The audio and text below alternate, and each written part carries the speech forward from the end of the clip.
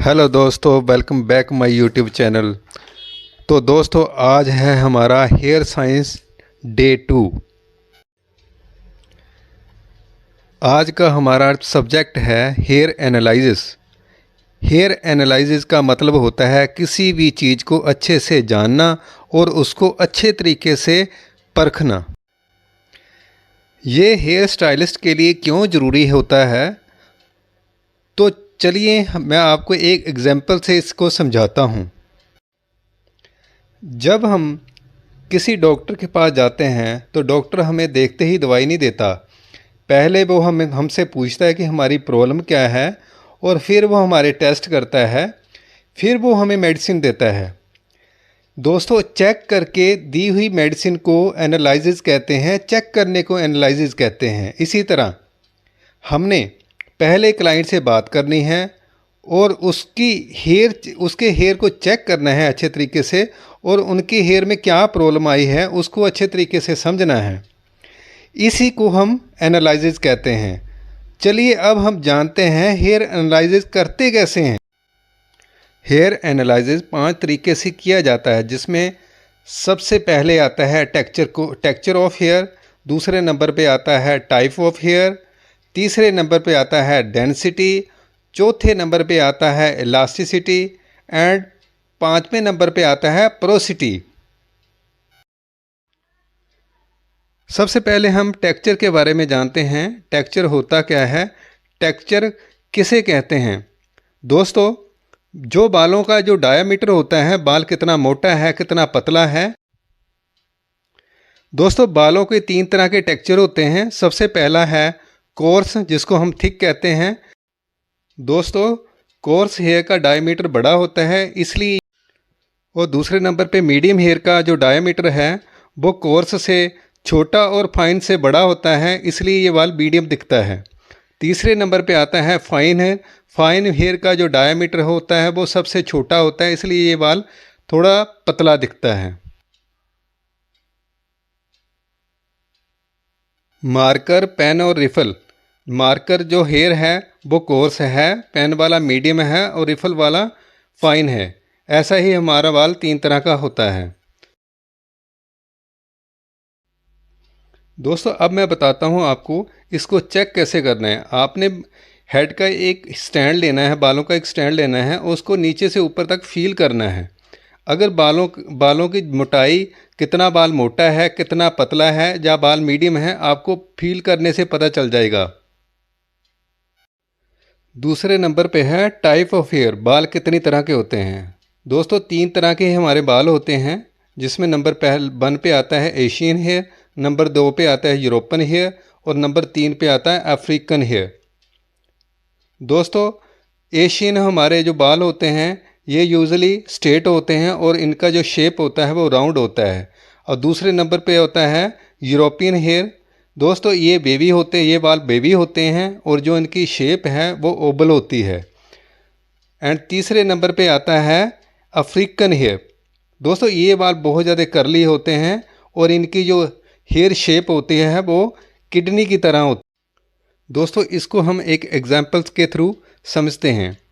देखिए, जो फर्स्ट है वो है एशियन हेयर, सेकंड नंबर पे है यूरोपियन हेयर और थर्ड नंबर पे है अफ्रीकन हेयर, जिसको हम नीग्रो कहते हैं। दोस्तों, तीसरे नंबर पे बात करते हैं हम डेंसिटी के बारे में। बालों की डेंसिटी के बारे में। बाल इंसान के सर पर कितने बाल होते हैं, ये कितने घने होते हैं, इसको हम डेंसिटी कहते हैं। डेंसिटी का पता करने के लिए भी हमें 3 तरीके से बालों को समझना है। सबसे पहले बाल पोर्स, दूसरे नंबर पे एवरेज और तीसरे पोर्स हेयर में 100 से लेके 150 हेयर फाइबर होते हैं। एवरेज में 200 टू 30 हेयर फाइबर होते हैं और डेंस में 400 टू 500 हेयर फाइबर होते हैं। इसको भी हम एक एग्जाम्पल के थ्रू समझते हैं। फर्स्ट है पोर्स हेयर, दूसरे नंबर पे है एवरेज हेयर और तीसरे नंबर पे है डेंस हेयर। दोस्तों, ऐसे ये डॉट हैं, किसी में कम है किसी में ज़्यादा हैं किसी में बहुत ज़्यादा हैं। इस ऐसे ही हमने बालों को समझना होता है। सेकंड एग्जाम्पल से हम समझते हैं। ये देखिए, जो सबसे पहले है मॉडल, उनके बाल स्पार्स हैं, दूसरे नंबर पे एवरेज हैं और तीसरे नंबर पे डेंस हैं। इसी से हमें बालों का जो डेंसिटी है उसका अंदाज़ा हो जाता है। बालों को देखते ही हमें डेंसिटी पता चल जाती है, बालों की कितनी डेंसिटी है। दोस्तों, चौथे नंबर पे आता है बालों की इलास्टिसिटी। इलास्टिसिटी का मतलब है जब भी हम बालों को खींचते हैं, बालों को खींचकर अगर वो नॉर्मल हालत पे आ जाता है तो उससे हमें पता चलता है कि हमारे बालों की इलास्टिसिटी कितनी अच्छी है। इसको हम एक रबड़ बैंड के थ्रू भी जानते हैं। जैसे हम रबड़ बैंड खींचते हैं और उसको छोड़ते हैं और रबड़ बैंड नॉर्मल हालत में आ जाता है। हमें इसको चेक कब करना है दोस्तों?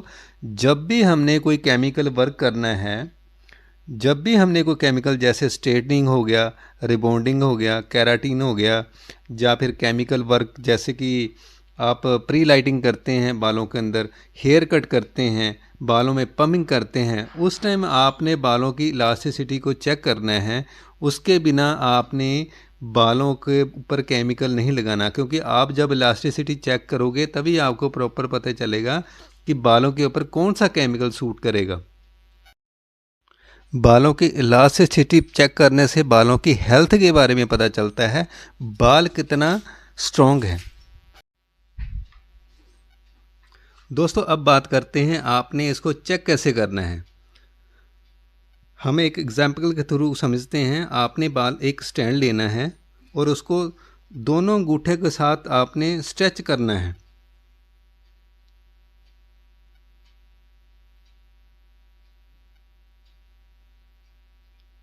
नोट समझिए,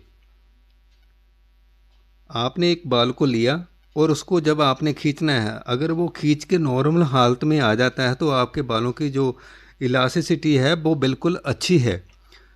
जब भी सेकंड नंबर पे होता है, जब भी आप सेकंड नंबर पे जब आपने बालों को खींचना है, अगर बाल खींचता ही चला जाता है तो उसको हम स्लैक इलास्टिसिटी कहते हैं। तीसरे नंबर पे आता है, जैसे ही हम बालों को खींचते हैं और वो खींचते ही टूट जाता है तो है जो बालों की इलास्टिसिटी होती है वो बिल्कुल ब्रिटल होती है, बहुत कमज़ोर होती है। दोस्तों, फिफ्थ नंबर पे बात करते हैं हम बालों के पोरोसिटी के बारे में। पोरोसिटी मीन्स बालों के अंदर लिक्विड सोखने की जो क्षमता होती है वो कितनी होते हैं, उसे हम पोरोसिटी कहते हैं।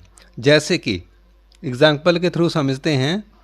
हमने एक स्पंज लेना है, उसको पानी में डालना है और वो पूरा पानी अपने अंदर सोख लेगा, और जैसे हम उसको निचोड़ते हैं और सारा पानी बालों से नुचड़ जाता है, इसको हम पोरोसिटी कहते हैं। बाल भी हमारा ना ऐसे ही होता है।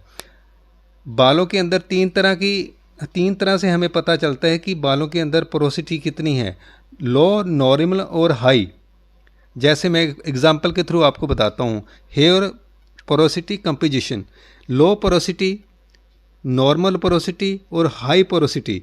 ये देखिए, फर्स्ट नंबर पे नॉर्मल है, आपको दिख रहा होगा इसके अंदर कोई गैप नहीं है। सेकंड नंबर पे थोड़ा सा गैप है और थर्ड नंबर पे बहुत ज़्यादा गैप है। और जो थर्ड नंबर पे है वो बहुत हाई पोरोसिटी है, मतलब कि वो बहुत ज़्यादा पानी अपने अंदर सोखेगा, बिकॉज उसके पोर्स ओपन रहते हैं। ये बाल बहुत जल्दी टूटते हैं और इन बालों से कलर भी बहुत जल्दी निकल जाता है। कई क्लाइंट होते हैं कि हमारे पास आते हैं, वो कहते हैं मेरे बालों में से बहुत जल्दी कलर निकल जाता है, दो हफ्ता भी नहीं टिकता, जब भी हम कलर कराते हैं तो बहुत जल्दी फेड आउट हो जाता है। तो उसका मतलब है कि उनके बालों में जो पोरोसिटी है वो बहुत हाई है।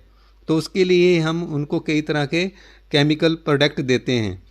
अब हम बात करते हैं इसको हमने चेक कैसे करना है। दोस्तों, बड़ा ही सिंपल सा मेथड है। आपने एक गिलास पानी का लेना है, उसके अंदर आपने बालों को डालना, एक बाल का स्टैंड जो है थोड़ा सा काट के आपने डालना है। अगर वो बाल बिल्कुल पानी गिलास के नीचे बैठ जाए तो इसका मतलब है कि जो पोरोसिटी है बालों की वो बहुत ज़्यादा हाई है।